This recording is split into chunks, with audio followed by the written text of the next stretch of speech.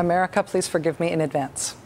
I'm going to talk about the mother of all birthers, Orly Taitz, because there has been a development in the legal battle to which she has dedicated so very much of her time and our time.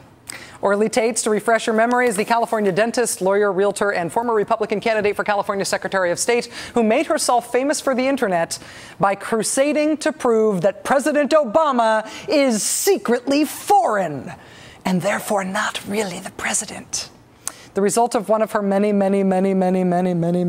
legal filings on the subject was that a federal district court fined her for, quote, wasting judicial resources. Orly Taitz does not want to pay that fine, so she appealed it to the next level up of federal court. She got levied the fine by the district court. She appealed it to the Circuit Court of Appeals. The Circuit Court of Appeals said, yeah, you're going to have to go ahead and pay that fine. So Orly Taitz then appealed that ruling, the Circuit Court ruling, up to the next level in the American court system. And what's the next level? The Supreme Court. Yes, that Supreme Court. And the way these things work is you can actually write to an individual member of the Supreme Court and ask them to consider your case. Orly Taitz picked, come on, who do you think she picked? Any guesses?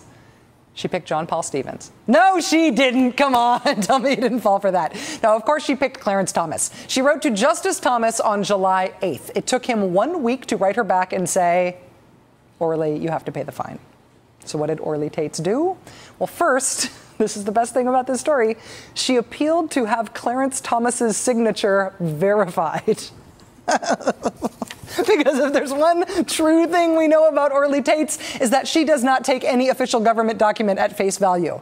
Having been somehow satisfied that the real Clarence Thomas was not interested in hearing her case, Orly Taitz moved on to another Supreme Court justice. This time she chose to write to, I guess, her second choice Supreme Court justice. She wrote to Samuel Alito, and she asked Samuel Alito if he, please, would make it so that she wouldn't have to pay her fine.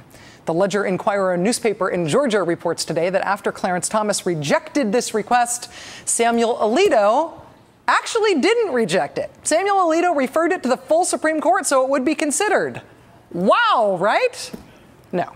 According to people who know about these things, according to Supreme Court experts on these things, once an applicant, no matter how much time they spend vacationing in Conspiracyville, once an applicant has tried not once but twice to get a justice to refer their case to the full court, the second justice will just do it. It's considered to be almost pro forma, because if they don't refer the case to the full court, the applicant, an applicant like Orly Taitz at least, will probably just keep on making requests of every last one of the individual justices, and that would be super annoying. So they go ahead and they refer it to the full court, and the full court smacks it down, and then it is well and truly over, and they don't have to open Orly Taitz's mail anymore. I don't normally make predictions because I'm very bad at predictions. I'm usually wrong, but I will personally buy Orly Taitz a beer, or Shirley Temple, or even a gin fizz, if the Supreme Court of the United States ultimately gets her out of paying that $20,000 fine for wasting another court's time. One drink.